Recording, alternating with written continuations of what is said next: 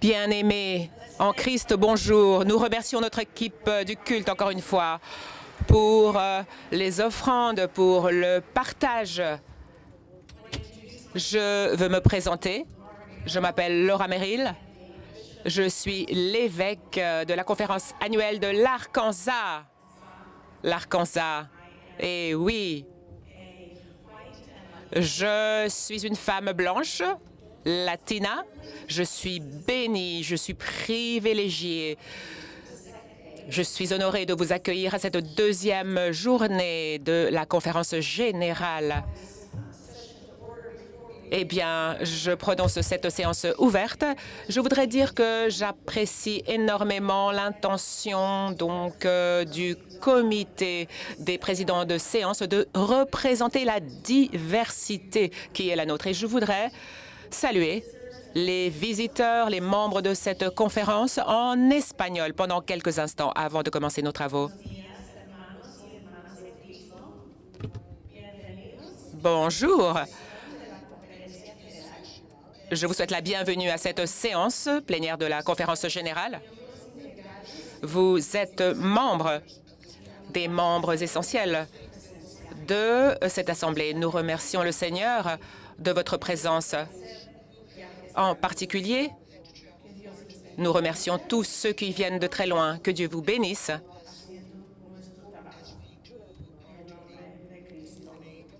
Au nom du Christ. Amen.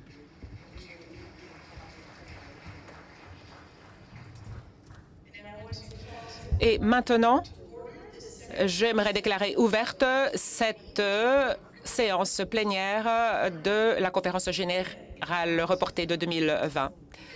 Et maintenant, j'aimerais donc donner la parole à l'évêque Holston, qui va donc nous livrer son allocution épiscopale.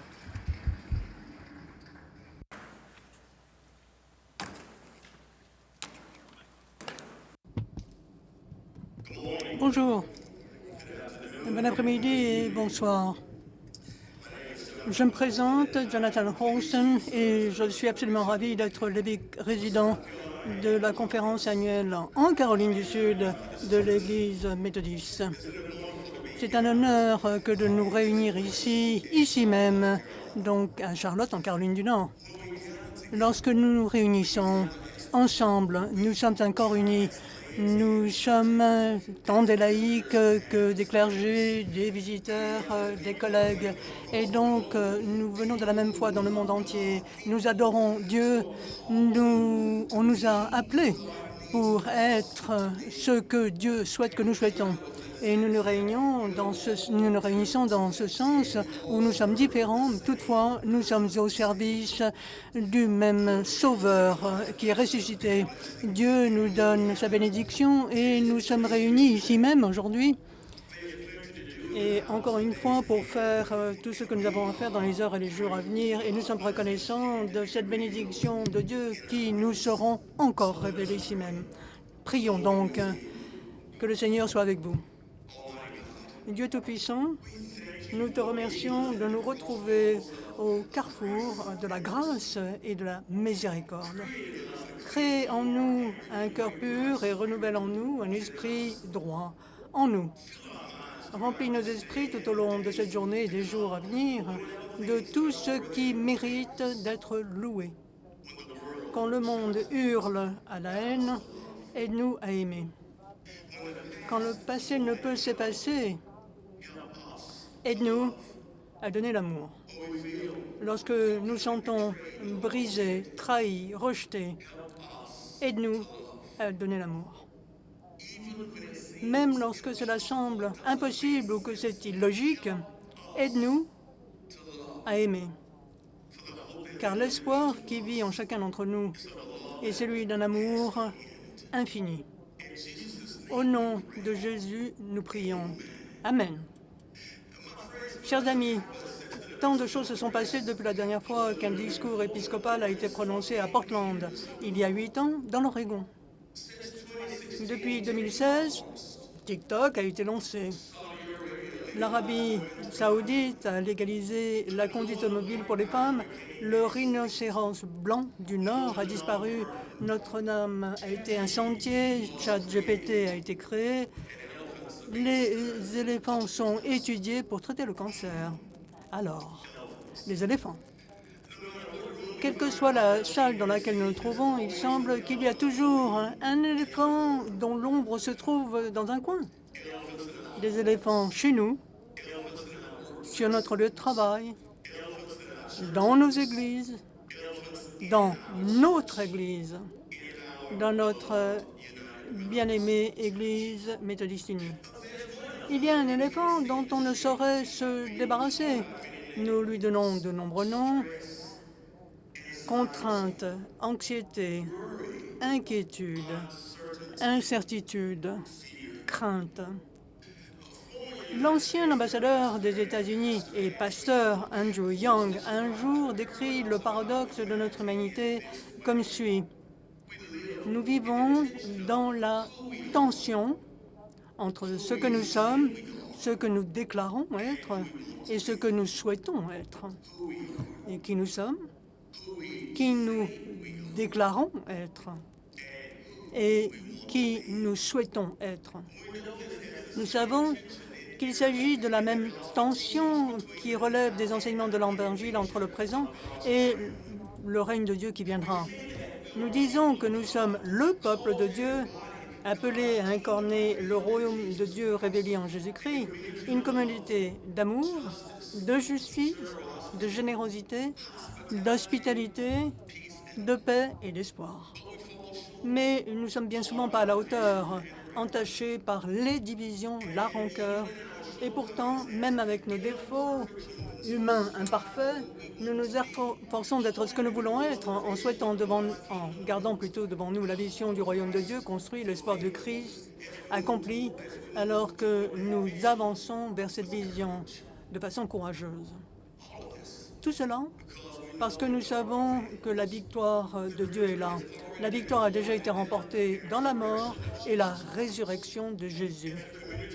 En qualité de communauté de croyants, nous servons un Dieu tout-puissant qui a des projets pour nous. Des projets pour notre prospérité et non pas pour nous faire du mal, des projets pour nous donner de l'espoir, un avenir. En qualité de chrétiens, nous savons que la paix de Dieu surpasse toute compréhension et garde nos cœurs et nos esprits. En qualité de méthodistes unis, nous savons que nous sommes liés par l'amour, la grâce et le pouvoir sauveur de Jésus-Christ. Dans nos Écritures, la bonne nouvelle de Jésus, le message d'espoir a toujours été annoncé dans un contexte bruyant d'autres événements mondiaux, des événements tels que le développement des civilisations, l'ascension, la chute des royaumes, les progrès de la technologie. Le message de l'Évangile est toujours présent pour ceux qui ont les yeux pour le voir, en dépit des circonstances et des situations immédiates. Même aujourd'hui, dans une culture en évolution constante qu'il est impossible de comprendre pleinement et dont il est vraiment difficile de se détourner, nous nous efforçons de faire abstraction des bruits et de garder les yeux fixés sur ce qui est important. Il s'est passé tant de choses dans nos vies, dans le monde entier. Et pourtant, la bonne nouvelle, le message d'espoir, reste partagé par les méthodistes unis du monde entier qui font de Jésus-Christ un disciple pour la transformation du monde.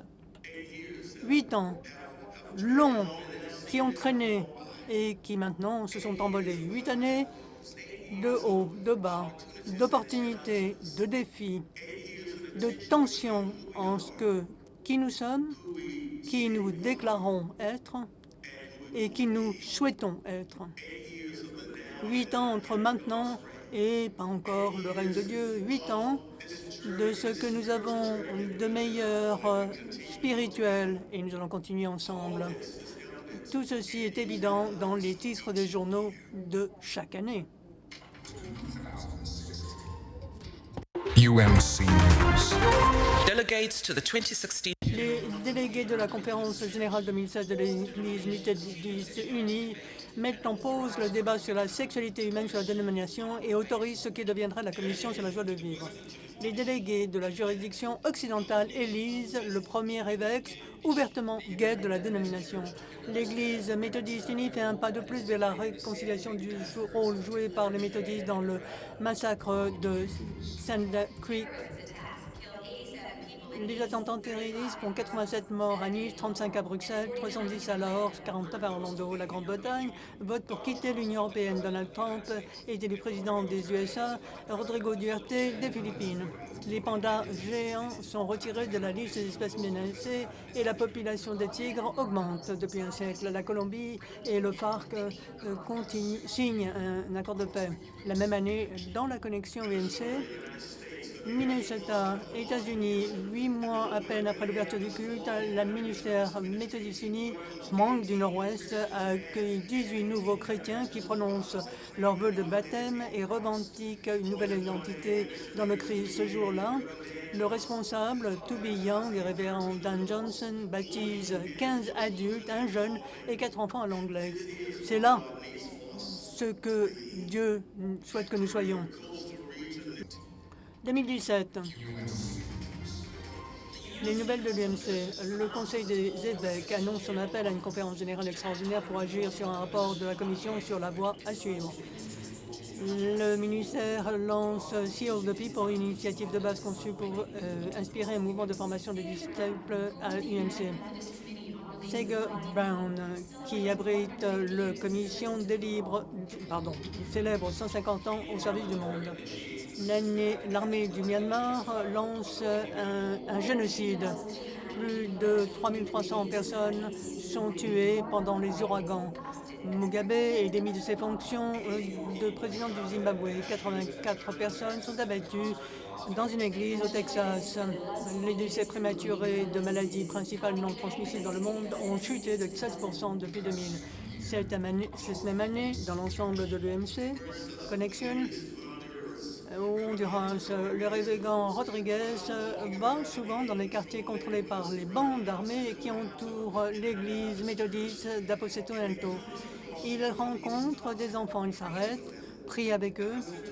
Les membres d'Aposento Alto sont surtout des jeunes et les enfants des membres de gangs. La devise « C'est votre maison, c'est votre foi » pour l'Église. Quoi qu'il arrive, c'est ce que Dieu veut que nous soyons. En Allemagne, à l'Église méthodiste unie du Rédempteur, le pasteur Bros et des membres de l'Église enseignent l'allemand à des réfugiés de Russie. Ils s'occupent des jeunes syriens, iraniens, ghanéens, nigérians, alors qu'il n'y a pas de programme pour les jeunes, car leur congrégation n'a pas de jeunes. Le pasteur Bros déclare « Tout ce travail auprès des migrants nous enrichit et constitue un retournement de situation pour notre Église. » C'est bien, chers amis, ce que Dieu souhaite que nous soyons. 2018, UMC célèbre le 50e anniversaire de l'union de l'Église méthodiste et de l'Église évangélique des Frères unis.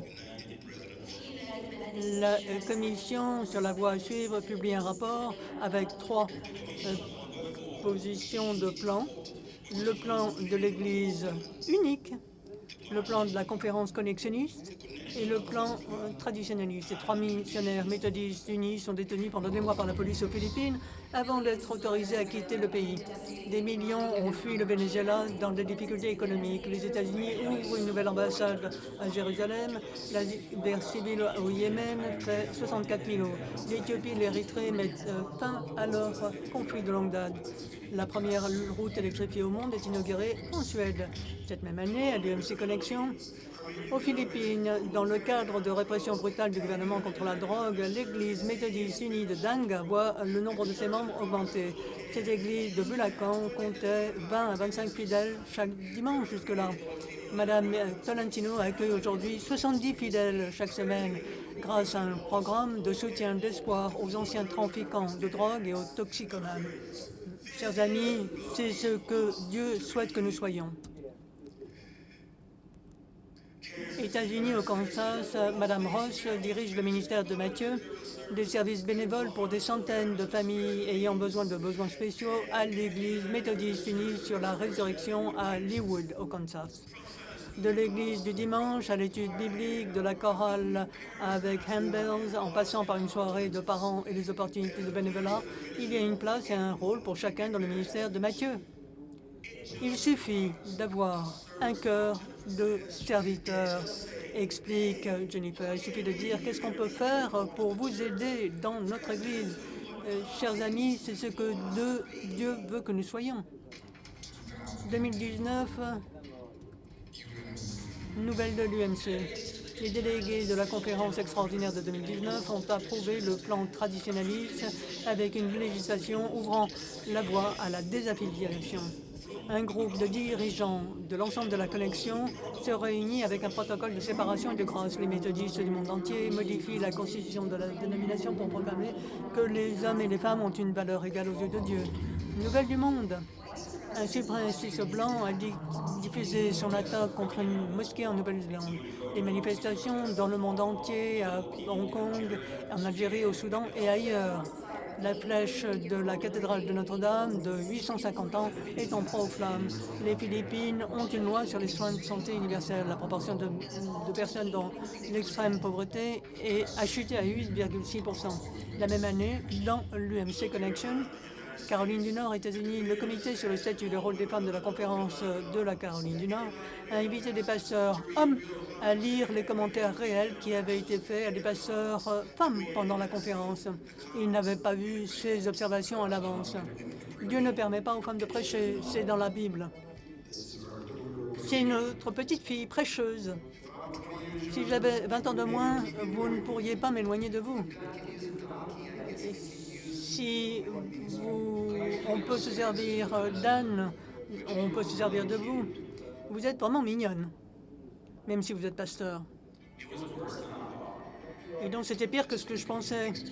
Ça me rend furieux, cela me fait souffrir, cela me brise le cœur. J'ai honte. Cela me rend plus attaché à mes collègues du clergé qui supportent et continuent à être dans le clergé.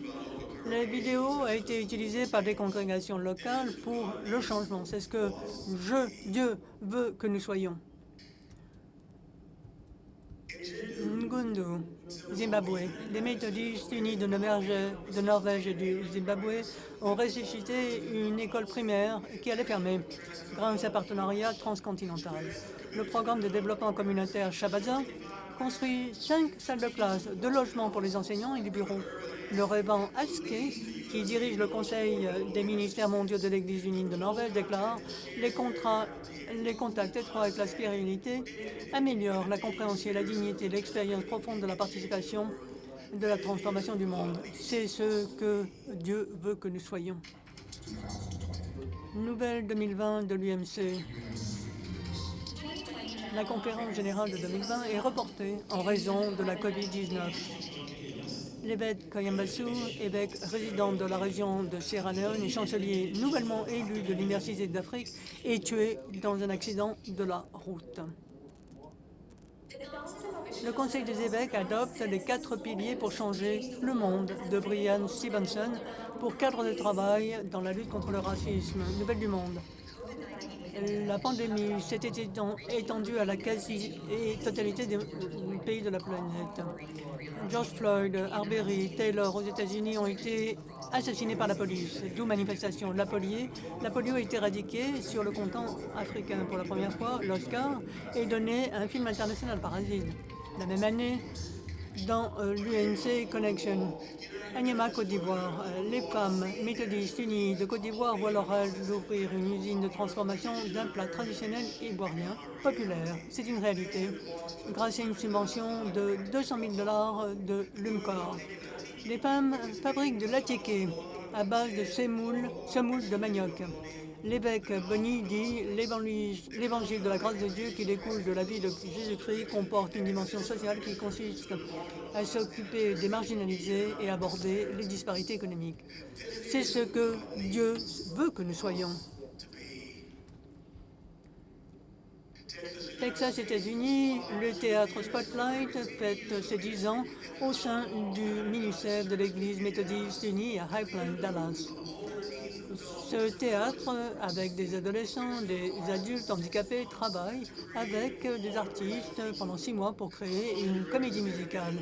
Madame Newland, directrice adjointe, voit que nombre de membres de la communauté s'épanouissent au fur et à mesure de l'écriture et de la production du spectacle. C'est ce que Dieu veut que nous soyons. 2021, nouvelle de l'UMC. L'Église méthodiste apporte une contribution de 30 millions de dollars dans le cadre du Fonds de règlement des survivants d'abus sexuels des Boy Scouts. La conférence générale de 2020 reportée est reprogrammée et reportée à nouveau. Les 13 agences de l'UMC réduisent des budgets pour de nouvelles stratégies et s'engagent à rester fidèles à leur mission. Nouvelle du monde. Les partisans de Donald Trump ont pris d'assaut le Capitole des États-Unis au 6 janvier. Un navire d'une grande taille a bloqué le canal de Suède. 2 décennies après avoir été chassés du pouvoir, le 11 septembre, les talibans reprennent le contrôle de l'Afghanistan pour la première fois. Les chercheurs transmettent sans qu'il y ait des signaux cérébraux à un ordinateur. La première école imprimée en 3D est construite en 24 heures au Malawi la même année dans l'UMC Connection. République démocratique du Congo, des femmes vulnérables qui apprennent des métiers au centre Mamadine au Congo oriental subviennent à leurs besoins et sont indispensables pour la famille. L'Église a créé ce centre pour donner l'espoir aux femmes victimes d'abus sexuels, veuves et abandonnées dans cette région. L'évêque Yemba Unda nous dit: ces femmes terminent leur formation, l'Église s'efforce de leur donner les moyens de commencer une nouvelle vie. C'est ce que, chers amis, Dieu veut que nous soyons. Tennessee aux États-Unis, pendant la pandémie, l'Église méthodiste Gordon Memorial de Nashville a assuré le culte du dimanche grâce à une ligne téléphonique pour l'Église, alors que les membres qui ne pouvaient être présents seront en contact. Ce service téléphonique est une bénédiction pour ceux qui ont des maladies physiques ou des limitations géographiques les empêchant d'assister au culte en personne. Tina Boone, membre de l'Église, coordonne les appels. Elle va au-delà et s'assure que la technologie fonctionne et offre un moment de convivialité aux interlocuteurs. C'est ce que Dieu veut que nous soyons, chers amis. Nouvelle de l'UMC 2022. L'Université d'Afrique, joyau de la couronne de l'éducation méthodiste en Afrique, célèbre ses 30 ans. École de rêve de la vallée d'Espoir. La commission de la conférence générale annonce que la conférence de 2020, reportée, est prévue pour 2024. Les délégués méthodistes unis ont élu le premier évêque amérindien de la juridiction et la première femme évêque aux Philippines. Les désaffiliations se multiplient car les églises s'impatientent d'une résolution sur le débat sur la sexualité humaine. Nouvelle du monde. La Russie envahit l'Ukraine, la plus grande attaque contre un pays européen depuis la Deuxième Guerre mondiale. La Cour suprême des États-Unis annule l'arrêt historique Roe contre Wade. La reine Elisabeth meurt. La lutte contre le cancer atteint de nouveaux sommets. La recherche d'un traitement contre Alzheimer fait un grand pas en avant cette même année dans la connexion UMC. En Hongrie, l'Église méthodiste prend soin de centaines de réfugiés d'Ukraine à la suite de l'invasion russe. Les membres de l'Église locale offrent un soutien quotidien à plus de 170 réfugiés au camp d'été d'Orcaz. Madame Kiss dirige les bénévoles en fournissant à ces familles de la nourriture, des vêtements, un abri. Mais les membres de l'Église donnent également des programmes spiritifs et éducatifs pour les enfants. C'est ce que Dieu veut que nous soyons. En Idaho, États-Unis, lorsque l'église méthodiste Trinity d'Idaho Falls a été rénovée, avec l'installation de douches, d'un lave-linge, d'un sèche-linge et la modernisation de sa cuisine, la révérende Marsh pense qu'elle était principalement utilisée pour les scouts et d'autres groupes. Ces rénovations, en fait, deviennent un élément essentiel du ministère de la Petite Église pour les sans-abri. Madame Marsh raconte, les gens sont venus ici et nous disent « Je suis humain à nouveau parce que je peux me laver, prendre un repas avec d'autres et avoir quelqu'un qui va m'écouter. » C'est ce que Dieu veut que nous soyons. 2023, nouvelle de l'UMC. Dans les conférences d'Europe du Nord et d'Eurasie centrale, les méthodistes unis prennent les premières mesures pour quitter la dénomination. Pour la première fois depuis 100 ans, avec les prédécesseurs de notre Église méthodiste, un évêque fait l'objet d'un procès ecclésiastique. Elle est la seule évêque à être déclarée non coupable et réintégrée dans ses fonctions. Plus de 2500 jeunes sont venus aux États-Unis en Floride pour un temps de construction et de foi et de camaraderie. Nouvelle du monde. Un tremblement de terre de 7,8 de magnitude frappe la Turquie et la Syrie. Des militants du Hamas attaquent Israël. La République démocratique du Congo offre des soins pour les femmes enceintes gratuitement. L'OMS approuve un vaccin contre le paludisme moins onéreux, plus efficace. L'Inde est le 4e pays à atteindre la Lune la même année dans l'UMC Connection. Alaska, États-Unis. Le poêle à bois de James Hudson brûle tout l'hiver et doit être alimenté toutes les heures. Avec un revenu fixe en Alaska, c'était une bénédiction pour lui de pouvoir compter sur le bois de chauffage gratuit de la communauté Willow, qui est près de l'église méthodiste. Il est reconnaissant de cette aide et il se porte volontaire pour approvisionner les étagères du garde-manger et livrer du bois de chauffage à d'autres. C'est ce que Dieu veut que nous soyons. Katmandou, au Népal. Les restrictions officielles sur le travail religieux posent des problèmes aux responsables de l'Église au Népal. Mais les travailleurs migrants reviennent de l'étranger avec une foi solide qui ravigore la petite communauté chrétienne. Le révérend lama et pasteur de l'Église méthodiste unie, Hébron à la Lippiture. Un nombre de ses membres fluctue, la congrégation s'agrandit.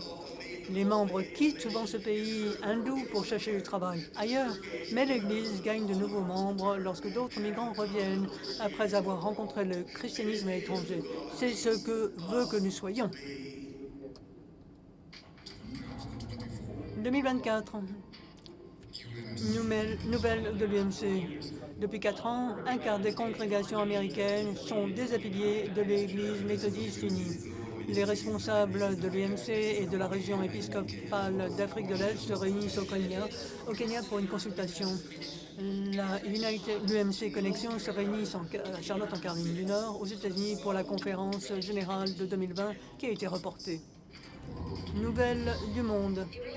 Les rebelles Houthis, appuyés par l'Iran, attaquent les navires civils aux côtes yéménites et produisent des frappes aériennes des États-Unis. Le peuple Congo atteint son niveau le plus élevé depuis 60 ans. Les JO de 2004 débuteront en France. 6 des 10 économies les meilleures du monde cette année se trouvent en Afrique subsaharienne. Cette année, à travers l'UMC Connection. À Antananarivo, Madagascar, les membres de l'Église prennent la route pour aider un village isolé et pauvre avec 1500 habitants qui n'ont pas accès à la nourriture et où la communauté n'a ni école, ni clinique, ni route. Le changement du climat et d'autres facteurs naturels ont réduit la production agricole de la région, entravent la plantation, la production, la récolte. Sous la direction de Jean-Aimé Raovo-Héry, 12 adultes et plusieurs jeunes ont visité le village. C'est ce que Dieu veut que nous soyons. Caroline du Sud, États-Unis, plus de 1000 jeunes se rassemblent pour Révolution, une retraite de formation des disciples animée par Chris Lynch, spécialiste de congrégation, et des dizaines de bénévoles des églises locales de la conférence. Les étudiants s'amusent, jouent, réfléchissent, s'étreignent, pleurent et chantent les louanges de Dieu. Ils sont mis au défi de grandir dans la fidélité au cours d'une expérience immersive de ce week-end. Dans ce théâtre plein à craquer, plus de 700 jeunes se consacrent ou redonnent leur vie à Jésus-Christ. 70%, je dis bien. Imaginez ce que serait le monde si nous avions ce genre de réponse dans tous nos ministères. C'est bien ce que Dieu veut que nous soyons. Alors 8 ans. 8 ans de détournement, de projection, d'objection, de rejet et oui aussi d'infection du Covid. 8 ans sans correction, réflexion, introspection, affection et oui, de connexion. Et pourtant, Sur la toile de fond de ces 8 ans de distraction d'occasion manquée, nous avons vu la foi, nous avons vu l'espoir, nous avons vu l'amour. Ce que nous sommes, qui nous déclarons être, qui nous souhaitons être.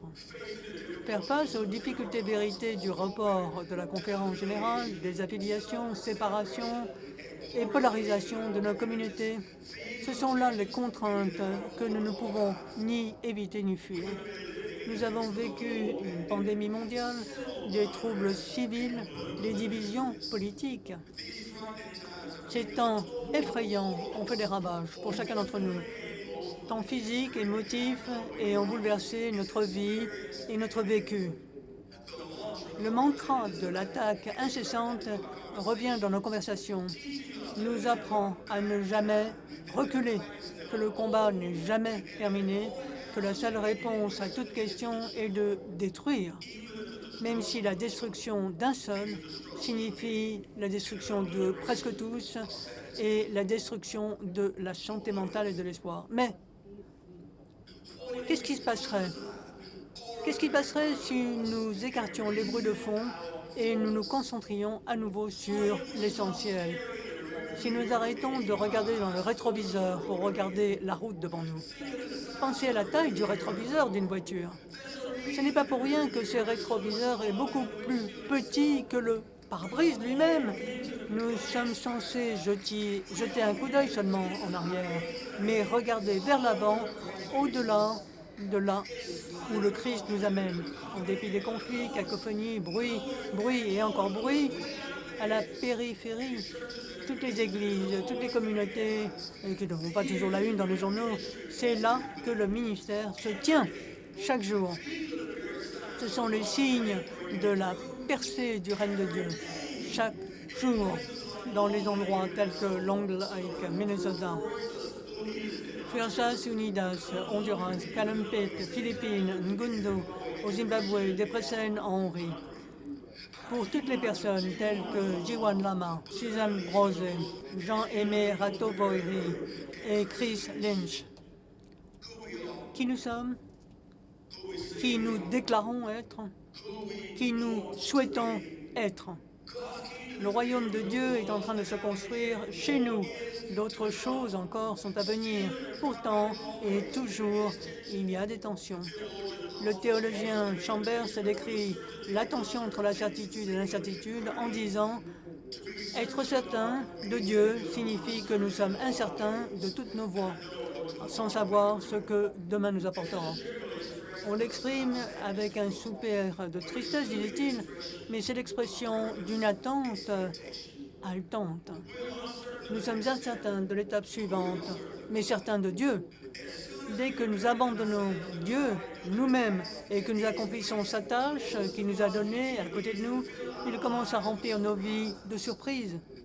Surprises dont certaines sont immédiatement reconnues bénédictions et d'autres qui prendront plus de temps lorsque l'on voit l'opportunité, la bénédiction qu'elles ont. Nous avons un mot pour ce type de surprise, n'est-ce pas? Défi, c'est ce qu'on appelle défi. Nommez les défis de notre temps, où Dieu nous a appelés, et de ce lieu où Dieu nous a appelés, c'est non seulement reconnaître leur existence, mais c'est également le premier pas pour les surmonter. Donner un nom à nos défis nous permet de persévérer, de nous relever lorsque nous sommes abattus. Dans ces moments-là, nous voulons ce shalom. Il est tentant de souhaiter d'être libérés des défis, de tensions. N'oublions pas que cette paix, ce shalom, existe pour les tensions, au milieu des tensions. Encore une fois, la bonne nouvelle est toujours livrée sur la toile de fond bruyante de l'histoire. D'ailleurs, une grande partie de la vie est vécue en plein milieu de défis. M. Lucado le disait, tout le monde est soit en train d'entrer dans une épreuve, en plein milieu ou en train d'en sortir. C'est dans ces épreuves et souvent dans les moments qui les précèdent et qui les suivent que nous cherchons désespérément Dieu. Nous pensons parfois avoir la paix de Dieu. Alors, il n'y aura pas de tension, pas de conflit, pas de problème à affronter. Lorsque nous sommes dans une histoire qui n'est pas la nôtre, quand nous sommes coincés dans une situation qui n'est pas la nôtre, ou coincés dans un labyrinthe et qu'on ne trouve pas la sortie, la vérité, c'est que la paix de Dieu est présente dans tout ceci, malgré la toile de fond bruyante des situations qui nous entourent. C'est ce que certains pourraient considérer comme étant la confusion. Nous, croyants, nous savons que c'est la foi. Si on peut considérer que c'est la confusion, nous, croyants, nous savons que c'est la foi. Si on pense que c'est une énigme, nous, croyants, nous savons que c'est la foi. Qui nous sommes, qui nous déclarons être et qui nous souhaitons être. Dieu nous demande à aller hardiment avec le Christ en vivant l'appel de Dieu dans nos vies, en ayant confiance, en sachant que Dieu est avec nous, même si nous ne voyons pas le chemin nous-mêmes. Faire confiance à ce que l'on ne voit pas nous amène à regarder au-delà des situations présentes en sachant que ce moment fait partie de l'espoir, la plus grande des axes puissants du salut de Dieu. Trop souvent, toutefois, nous revenons en mode de survie. Et là, nous avons tendance à donner des catastrophes, à supposer que le pire va se produire. On s'enferme plutôt dans une histoire qui n'est pas pour nous, en surestimant le danger potentiel, en nous sous-estimant dans la capacité à y faire face. Cela nous amène à ne pas compter ou ne compter que sur nous-mêmes et laisser aucune place à l'action de Dieu, aucune place. Cet état d'esprit conduit à la peur. La crainte est le contraire de la foi. C'est cette foi qui nous conduit à participer à ce que Dieu fait et fera par l'intermédiaire de Jésus-Christ et du Saint-Esprit. Nous sommes appelés à vivre dans le royaume de Dieu et non pas à le construire pour nous-mêmes. Au cours de cette formation, donc, les pilotes apprennent l'importance de la concentration. Ils apprennent à piloter, à communiquer. Ils s'exercent pour être prêts à atterrir. Ils ne maîtrisent pas toutes les circonstances, mais ils doivent faire voler l'avion. Il ne faut pas perdre de vue leur objectif. Il n'y a pas de place pour la peur lorsque l'avion est en vol. Mes amis, nous ne savons pas ce que l'avenir nous réserve, mais nous savons avec assurance bénie qui détient l'avenir. Car je connais les projets que j'ai pour vous, déclare le Seigneur, des projets de prospérité et non de malheur, des projets d'espoir et d'avenir. Se concentrer sur ce que nous savons et nous confier au Seigneur, nous savons que c'est s'orienter, même quand le vol est turbulent. Souvent, nous pensons que l'Église est aussi fragile qu'un morceau de verre, mais je crois que l'Église repose sur des fondations solides, car l'Église de Dieu n'est pas définie par des briques et du mortier. Mon ami, le feu révérend Bill Self, a décrit de manière très éloquente. L'Église résiste à l'impérialisme romain, aux excès des réformateurs, aux guerres et aux rumeurs de guerre. Et à chaque génération, l'Église a été victime. L'Église a su résister aux laïcs manipulateurs, aux politiciens avides, mais l'Église a survécu.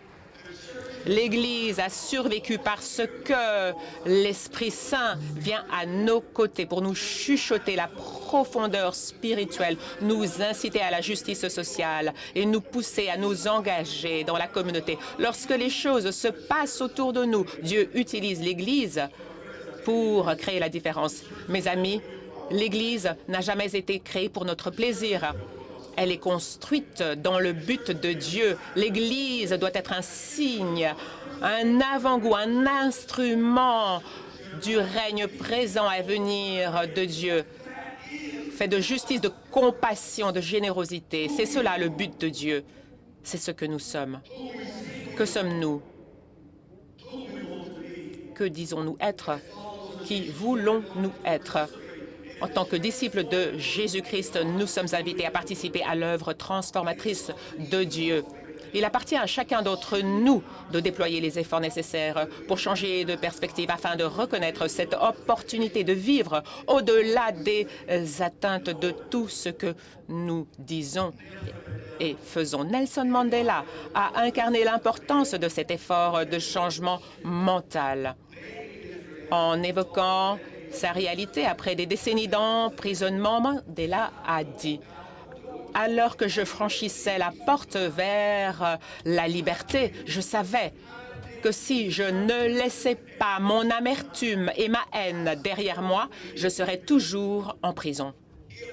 Si je n'avais pas laissé mon amertume et ma haine derrière moi, je serais encore en prison. Alors que nous franchissons notre propre seuil vers un avenir inconnu, j'espère et je prie que Dieu nous permette d'être vraiment des fidèles, des personnes courageuses, intègres et dévouées, et qu'il nous aide à laisser derrière nous les fardeaux d'anxiété, d'incertitude. Ce moment dans la vie de notre Église n'a rien à voir avec la manière dont nous étions, ou ce que nous disions, ou ce que nous voulons être. Il s'agit de ceci uniquement. Comment allons-nous devenir ce que Dieu veut que nous soyons? Comment allons-nous incarner fidèlement la vision de Dieu pour le monde? En tant que personne de foi qui professe suivre Jésus-Christ, nous savons que notre appel est d'aimer le Seigneur, notre Dieu, de tout notre cœur, de toute notre âme, de tout notre esprit, de toutes nos forces, et d'aimer notre prochain comme nous-mêmes. Nous devons obéir au commandement de Jésus. Aimez-vous les uns les autres comme je vous ai aimé, avec des oreilles ouvertes pour entendre l'appel de Dieu et des cœurs ouverts pour répondre à cet appel. Nous saisissons cette opportunité d'être un phare d'espoir dans un monde en souffrance. Nous adoptons le principe de créer des disciples. Nous embrassons le rétablissement de la paix.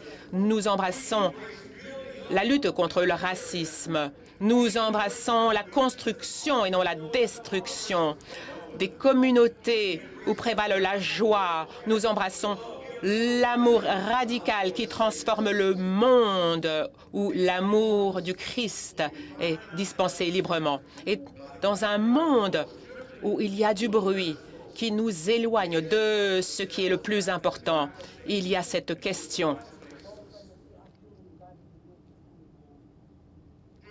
où Dieu nous a-t-il placés? Quand avez-vous conduit quelqu'un au Christ pour la dernière fois? Quand avez-vous témoigné pour la dernière fois de votre relation avec Jésus-Christ? Mes amis, si nous ne le faisons pas, alors nous ne sommes pas à l'Église. C'est cela l'objectif de Dieu. C'est ce que nous sommes appelés à faire, incarner et témoigner de la puissance de Dieu en Jésus-Christ pour transformer les cœurs humains, les communautés, les nations dans le monde entier, dans la joie, dans le courage et l'espoir. Permettez-moi de vous parler de Sybilla Martin. Au début des années 1900, Sybilla Martin et son mari vivent dans une pension de famille dans l'État de New York, avec une famille, la famille Doolittle. Madame Doolittle était alitée la plupart du temps. Elle était handicapée, mais chaque matin, elle se levait, se préparait et donc se préparait pour aller travailler. Sybilla et son mari ont observé les Doolittle tous les jours au quotidien. Ils étaient stupéfaits. Un jour, Sybilla a fini par demander: « Pourquoi est-ce que vous faites ce que vous faites? Pourquoi est-ce que vous vous réveillez tous les matins? Comment se fait-il que vous n'êtes pas découragé? Pourquoi n'êtes-vous pas en colère avec le monde ou contre Dieu en raison de votre état? Comment faites-vous ce que vous faites? Alors pourquoi? Si vous connaissez votre pourquoi, alors vous saurez que vous avez une raison d'être. Vous prenez des décisions et vous savez pourquoi vous les prenez. Vous savez pourquoi vous allez où vous allez si vous connaissez votre pourquoi. Alors le quoi, sera important. Donc Sybilla a demandé à Madame Doolittle, pourquoi faites-vous ce que vous faites? Madame Doolittle s'est contentée de montrer un oiseau perché sur une branche. Et elle a dit, parce que son œil est sur le moineau, voyez-vous, et je sais qu'il me surveille. Sybilla Martin a emporté les mots de Madame Doolittle dans sa chambre et elle s'est mise à réfléchir. Pourquoi est-ce que je devrais me décourager?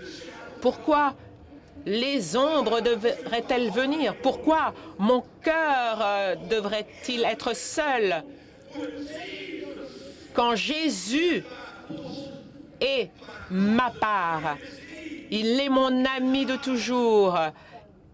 Il a l'œil rivé sur le moineau et je sais qu'il m'observe. Et elle a eu l'audace d'écrire ce refrain. Je chante.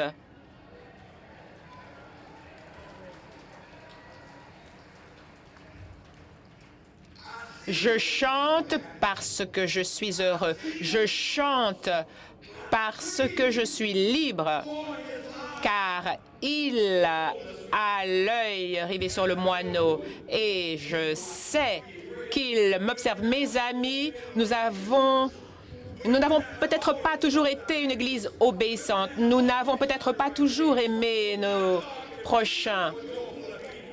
Mais nous savons que Dieu peut nous libérer et avec Dieu qui nous libère, nous devenons heureux. Lorsque Dieu nous libère, nous devenons des personnes qui savent exactement pourquoi elles font ce qu'elles font. Quand Dieu nous libère, nous pouvons être le peuple que Dieu veut que nous soyons. Est-ce que vous êtes prêts à vivre à la lumière, à la victoire de Dieu déjà acquise en Christ? Êtes-vous prêts? Êtes-vous prêts à aimer votre prochain? Allons-y, allons. Êtes-vous prêts à une obéissance pleine de joie? Allons. Êtes-vous prêts? Allons. Êtes-vous prêts? Allons. Êtes-vous prêts à être le peuple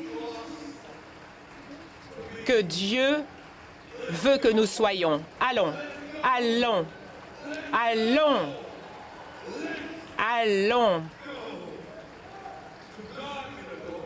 Gloire à Dieu. Gloire au Christ. Et que le Saint-Esprit habite en nous aujourd'hui et à jamais. Amen.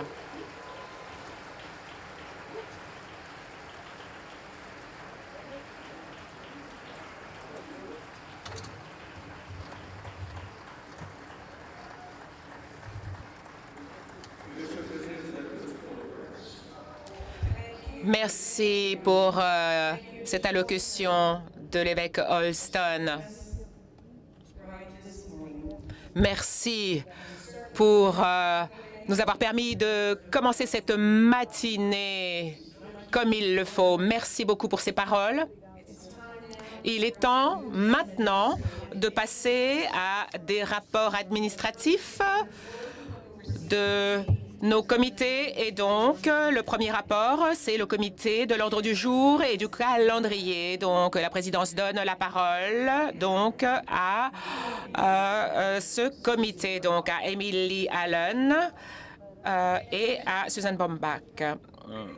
Bonjour, chère conférence générale. Je suis Emily Allen et je suis donc responsable de ce comité.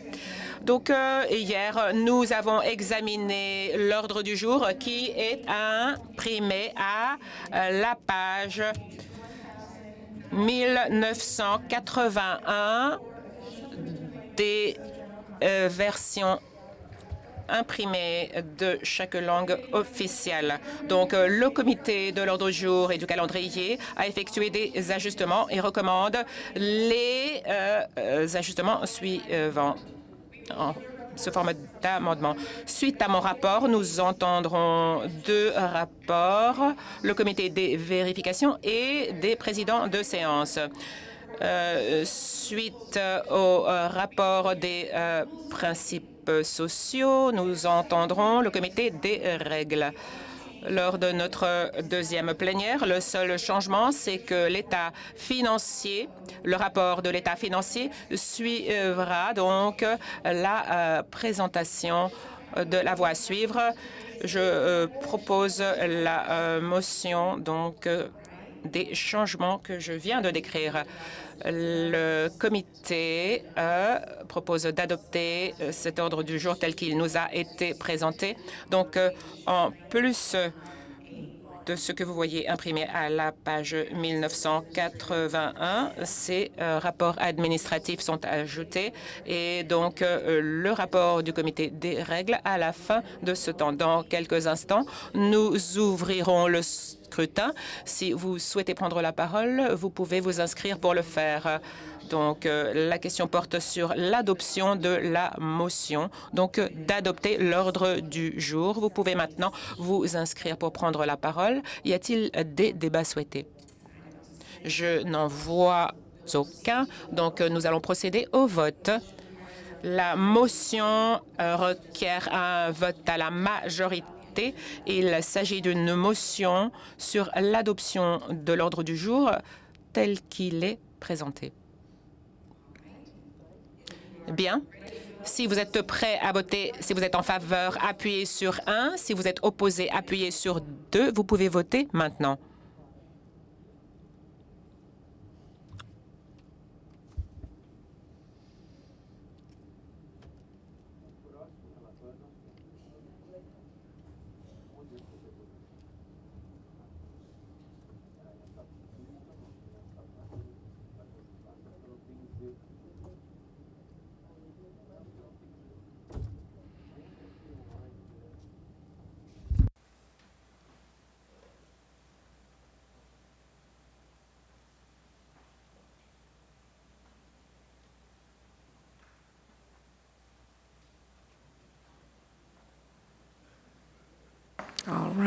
Très bien. Nous allons fermer le scrutin maintenant. Les résultats, s'il vous plaît, pouvons-nous les avoir? 680 votent oui et 10 ont voté contre. Cette motion est adoptée et donc l'ordre du jour tel qu'il a été présenté est adopté. Merci.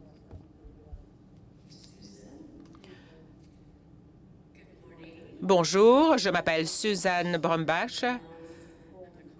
Je suis la coordinatrice du calendrier. Je voudrais attirer votre attention au calendrier de consentement qui est imprimé à la fin du DCA d'aujourd'hui. C'est à la page 1981. Donc, 1980 dans le DCA d'aujourd'hui. En haut de la page, vous pouvez lire les règles qui indiquent ce qui peut être placé dans le calendrier de consentement.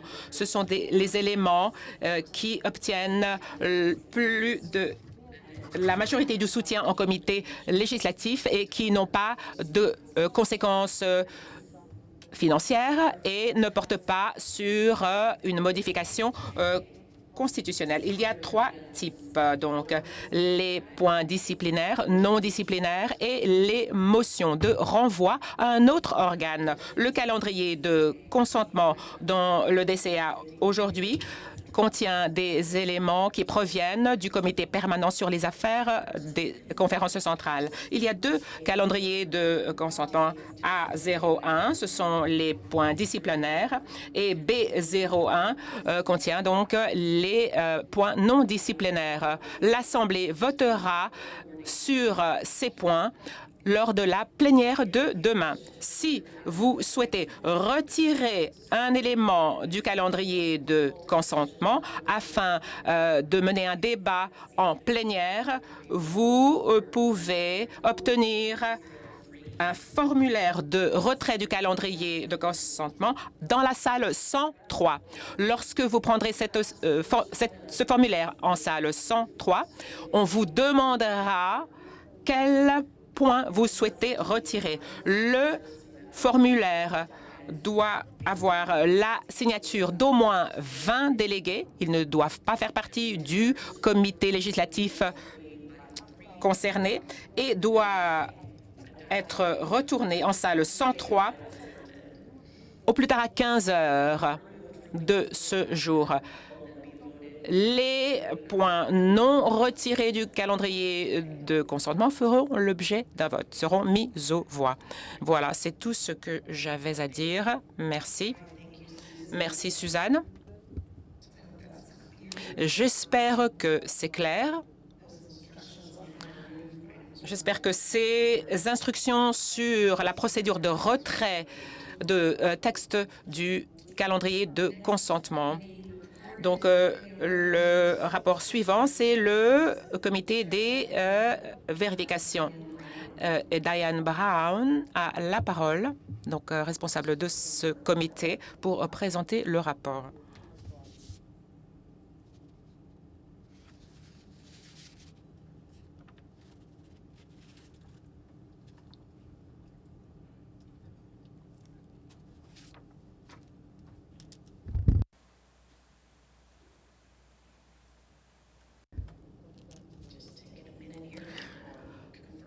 Donc, quelques instants encore.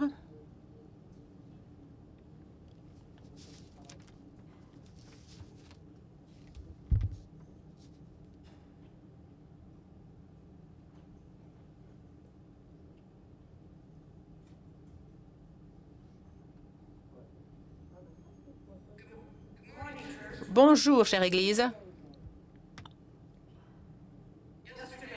Hier, j'étais devant vous et j'ai présenté notre rapport initial de comité. Nous avons aussi traité d'une motion qui porte sur les vérifications des personnes qui ont été élues après notre élection initiale. Donc, cette motion vous sera présentée et elle sera imprimée dans le DCA de demain pour que vous puissiez l'examiner. C'est tout ce que nous avions à dire. Merci.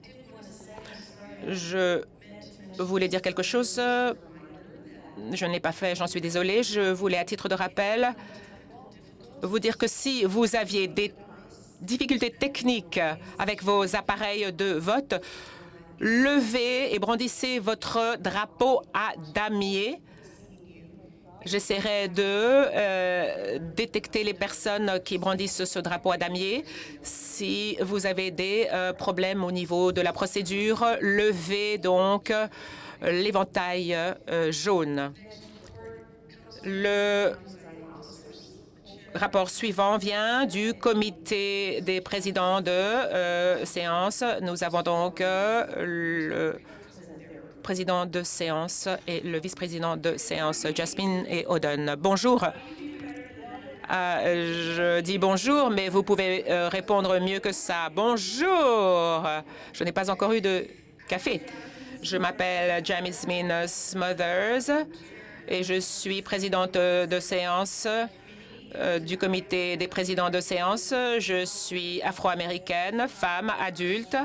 Et donc, les pronoms qui s'appliquent à moi, ce sont elle. C'est elle. Bonjour, je m'appelle Oden Sta. Je suis laïque, déléguée de la Norvège, de la conférence annuelle de la Norvège.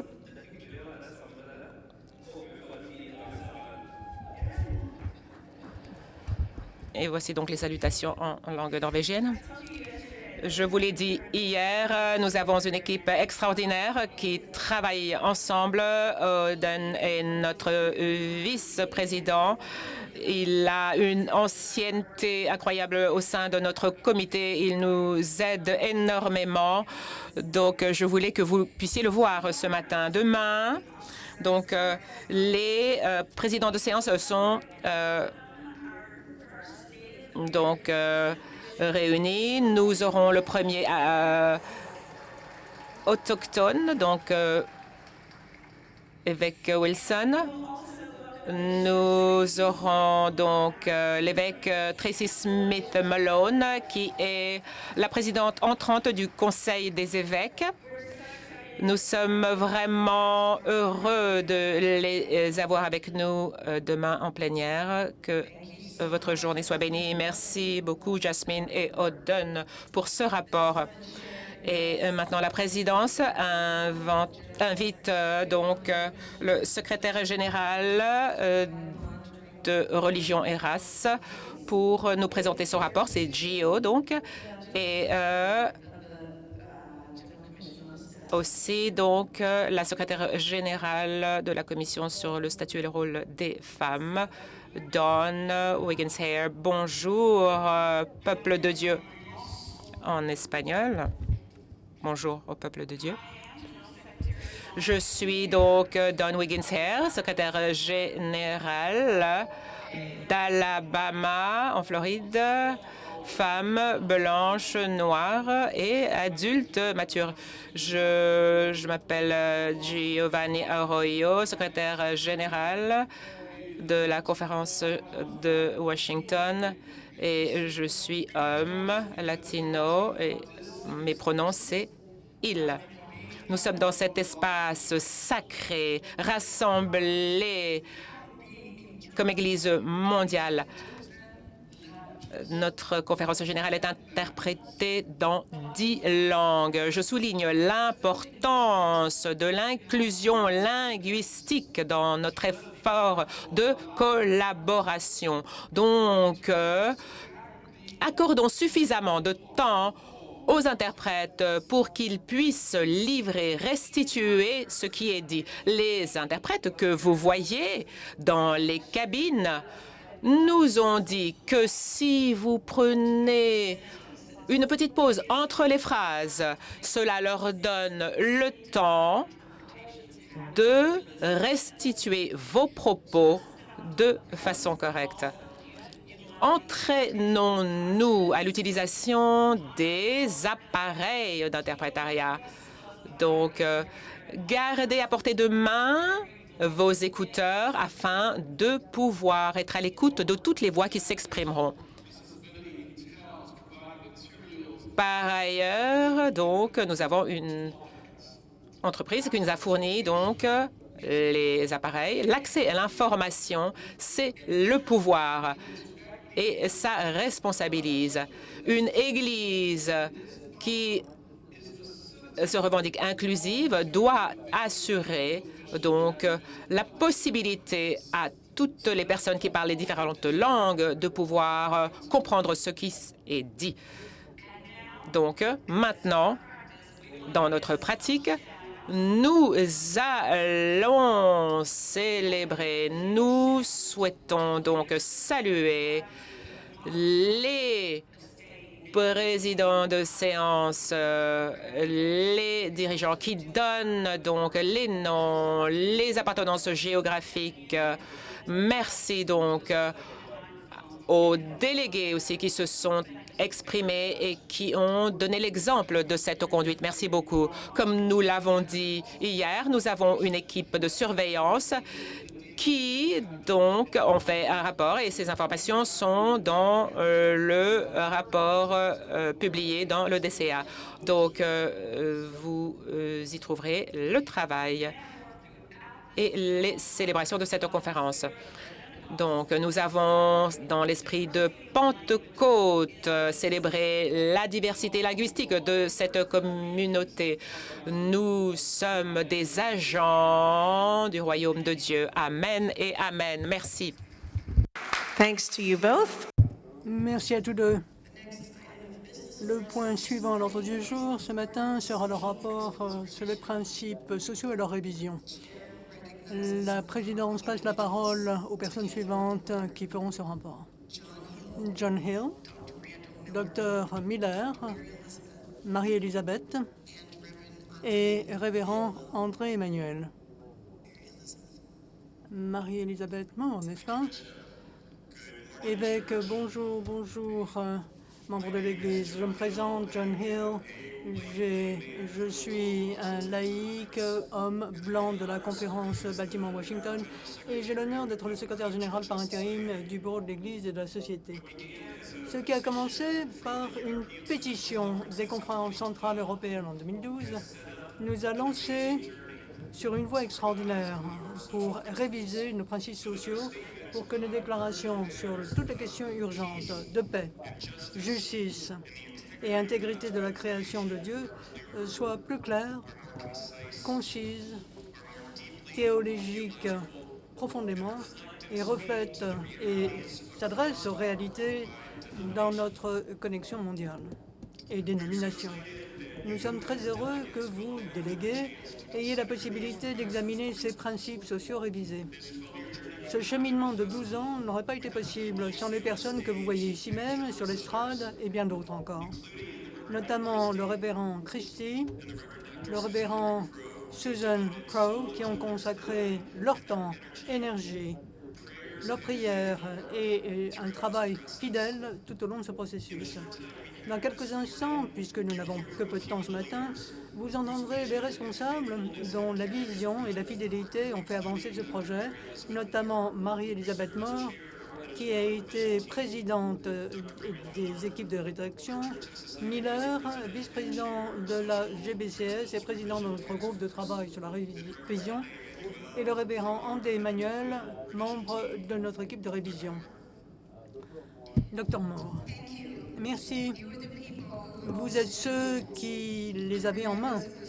Je me présente, Marie-Elisabeth Moore, femme de la conférence blanche de la conférence du Pacifique annuelle. Nos principes sociaux révèlent la profondeur et le pouvoir de l'engagement de l'Église méthodiste unie pour le témoignage social, pièce maîtresse de notre vie chrétienne, au niveau personnel et au niveau de l'Église. Cela révèle notre passion pour la fidélité à l'Évangile de Jésus-Christ et pour la construction de la compassion, de la justice, de la paix dans la création de Dieu et dans toutes les relations que nous tenons au sein de cette création économique, écologique, sociale et politique. Les principes sociaux font partie d'un héritage de notre témoignage social, nous méthodistes. Voyons tout d'abord le témoignage biblique. Jésus lui-même a déclaré principe social quand un juriste lui a demandé quel est le plus grand commandement. Il a répondu, en se fondant sur l'écriture hébraïque, a répondu qu'il fallait aimer Dieu de tout son être et aimer son prochain comme soi-même, et je dis bien les prochains comme vous-même. Avec ces termes, Jésus énonçait un principe pour guider la vie des personnes, des communautés. Depuis lors, ces enseignements ont guidé l'Église chrétienne depuis nos ministères de guérison, miséricorde et justice. Le mouvement méthodiste a suivi ce témoignage social. Prenons l'exemple de John Wesley pour tous les êtres humains. Dans ses écrits, ses œuvres, Wesley a répondu aux besoins des communautés en matière d'éducation, des particuliers bien sûr, sécurité pour les travailleurs et de la réforme carcérale, pour n'en citer que quelques-uns. En poursuivant cet héritage, nous avons énoncé des principes sociaux depuis l'adoption en 1908 du crédit social de l'Église méthodiste épiscopale du Nord. Ce créneau accorde toute attention à l'égalité des droits, la justice complète pour toutes les personnes dans tous les domaines de la vie. Très vite, d'autres églises de tradition méthodiste et au-delà ont adopté des déclarations analogues. Et aux Philippines, en Afrique, en Eurasie et aux États-Unis, ont vécu ces principes sociaux, témoignages sociaux de leur vie quotidienne. En 1968, l'Église méthodiste unie a été créée et tout ceci a été adopté par la conférence générale de 1972. Chaque conférence générale suivante a envisagé des amendements et les a adoptés pour les principes sociaux, mais l'essentiel reste un contexte américain avec une langue qui s'est souvent appliquée aux divers contextes de notre Église mondiale de plus en plus. Merci Marie-Elisabeth. Brandon Miller, laïque, Californie, Nevada, conférence annuelle, qui Nous sommes sur des terres africains-américains, hommes, et visant l'étape de retraite en fait de notre vie, de Golden Girl comme on dit aux États-Unis. Lorsque nous l'avons indiqué à la conférence générale en 2016, la première phase de notre processus, en partenariat avec la table connexionnelle, était centrée sur l'écoute pour toutes les parties de l'Église, en rassemblant des méthodistes unis pour des séances d'écoute en Europe, en Afrique, aux Philippines et aux États-Unis, pour entendre la façon étonnante dont les principes sociaux permettent aux méthodistes unis de témoigner de l'évangile transformatrice du Christ dans leur communauté. Et pour réfléchir à la façon dont ces déclarations de paix, justice et intégrité de la création de Dieu reflèteront encore mieux les réalités de notre vécu. Dans le droit fil de la conférence générale de 2016, ce qu'elle nous a demandé, l'Église et la société a élaboré un processus de révision de nos principes sociaux. La première révision totale des principes sociaux depuis 1972 et la possibilité de commencer sur une page blanche neuve à partir de notre long héritage de témoignages social occidental, mais avec des déclarations développées par des équipes de rédaction reflétant bien notre connexion mondiale. Ces équipes de rédaction incluaient des théologiens, des praticiens, des jeunes et ceux d'entre nous qui ont un peu plus d'expérience.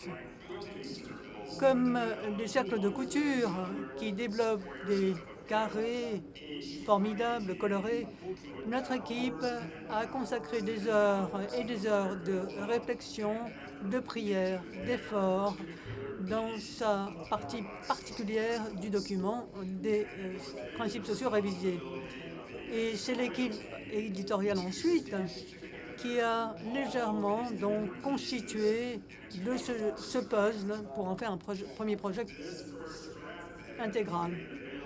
Ce projet a été mis à disposition dans les 4 langues officielles de la conférence générale et nous avons commencé dans l'équipe éditoriale à demander des observations en ligne et par des réunions dans toute la connexion. Des milliers de méthodistes unis ont fait partie de leurs réflexions, de leurs commentaires, qu'il s'agisse d'une personne étudiant le projet de la prière ou des réflexions des petits groupes réunis chez eux, ou encore venant des petits groupes, par exemple, lors de la conférence des jeunes, l'Église et la société a reçu et examiné des milliers et des milliers de commentaires, tant en présentiel qu'en virtuel. Et comme le dira Andy tout à l'heure, l'équipe de révision, cet atelier, a synthétisé ses réflexions, ses retours d'information et ses suggestions. Cette conversation à l'échelle de l'Église a été le don pour nous qui ont participé à cette révision et c'est bien un don pour notre Église adorée. Depuis 4 ans, où nous avons parachevé donc ce projet des principes sociaux, j'ai pris l'habitude d'appeler la proposition finale une lettre d'amour des méthodistes unis à d'autres méthodistes unis, une lettre d'amour pour notre Église, lettre d'amour de nombreuses personnes de l'Église méthodiste unie pour nous encourager tous à inspirer, à conspirer également avec nous pour être la communauté bien-aimée que Dieu nous appelle à être. Bonjour, conférence générale, je me présente Andy Emmanuel, révérend, je suis délégué du clergé de la conférence du Nigeria. Randall vous l'a dit, Nous avons synthétisé donc les réactions, les commentaires de milliers de méthodistes, ce qui a été la tâche de l'équipe de révision éditoriale pour appuyer les collaborateurs de l'Église. Nous avons entendu dans nos commentaires des appels à la clarté, l'élimination de redondances dans les différents chapitres, améliorer l'éventail des références bibliques et inclure non seulement des déclarations sur les défis auxquels nos communautés sont confrontées, mais également pour nous donner clairement les mesures que nous sommes appelés à mettre en œuvre en qualité de disciples du Christ. Et donc la révision comprend une préface, un préambule et 4 chapitres au lieu des 6. Vous verrez dans le document un langage wesleyen, biblique, clair, des déclarations, des appels à l'action succincts, ainsi que de terminologie destinée à renforcer la mission et le ministère dans les divers contextes où les méthodistes unis se trouvent et célèbrent leur culte. Nous comprenons. Nous ne sommes peut-être pas tous d'accord sur chaque déclaration, ni sur chaque mot de la révision, mais l'objectif était de trouver une langue qui ferait le lien entre nos contextes différents, en sachant que nos principes sociaux ont toujours visé à encourager la conversation et un dialogue de foi et d'action fondé sur la prière. Comme le dit le préambule, nous devons, à titre d'Église, chercher ensemble à discerner la volonté de Dieu, à adopter avec courage, confiance et espoir les controverses entre nous, en les acceptant, car c'est la preuve que Dieu n'a pas encore fini de nous sculpter pour que nous soyons le peuple de Dieu. Alors que nous nous réunissons ici à cette conférence générale pour savoir comment Dieu nous appelle à la prochaine expression du méthodisme uni, que ces principes sociaux révisés soient le cadre et une vision pour notre Église future. Amen. Merci, révérend. Et vous avez maintenant la parole, délégué de la conférence générale, pour recevoir cette lettre d'amour et d'examiner la prière de ces principes sociaux révisés. Nous prions avec ferveur plutôt, que vous verrez les voix, les expériences de tous ceux qui ont contribué à ce voyage de 12 ans incroyable et que vous allez affirmer une expression puissante de témoignage social pour un chapitre suivant de notre chère Église méthodiste unie. Nous vous remercions. Merci. Nous remercions tous ces membres, M. Randall, Marie-Elisabeth et Andy. Merci de vos travaux. Alors, pour plus de clarté, ces révisions proposées feront partie des délibérations des comités législatifs. Cette semaine, c'était donc un rapport de synthèse que vous étudierez. Hier, nous avons renvoyé 3 amendements quant au plan organisationnel et des règlements. Nous les avons envoyés au comité des règlements. Le comité est prêt à vous faire un rapport bref sur cette conversation. La présidence donne la parole à la présidente du comité. Pour faire ce rapport, bonjour évêque, merci. Je me présente Stéphanie Henry, laïque de la conférence annuelle de la juridiction de l'Ouest des États-Unis, à l'évidence pour l'Église méthodique unie. Nous sommes réunis hier pour le règlement des règles et ce sera une surprise, j'en suis sûr. Nos règlements et nos règles sont contradictoires. Vous avez adopté ces règlements avec des amendements proposés après 17 heures hier, et c'est donc la date limite ou l'heure limite. Donc vous n'avez pas encore des copies de ces mêmes amendements devant vous.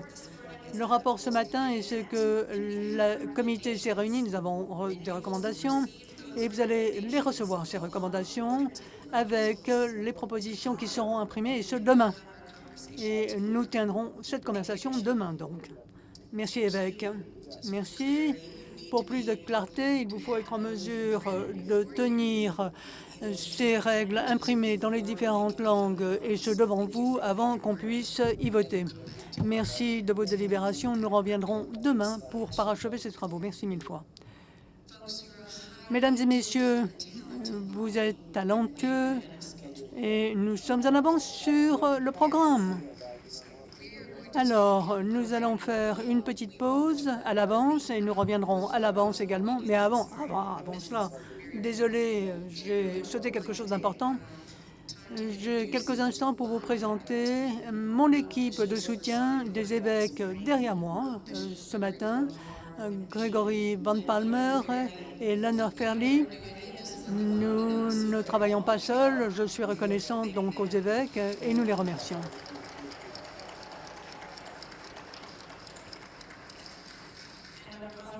Et notre parlementaire, ça c'est vraiment un don, il est à nos côtés. Il nous faut remercier Dieu, nous en particulier, bien sûr, chacun d'entre vous, de la présence de Maurice ce matin. Et tout simplement, véritablement, je ne saurais trop en dire quant à l'importance de cet homme sage et expert pour nos délibérations.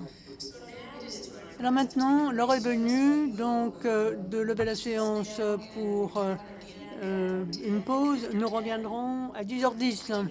Donc 20 minutes, 21 minutes de pause. Si vous voulez bien revenir à l'heure, nous reprendrons à 10h10. Et voilà, nous prenons notre pause maintenant. Merci.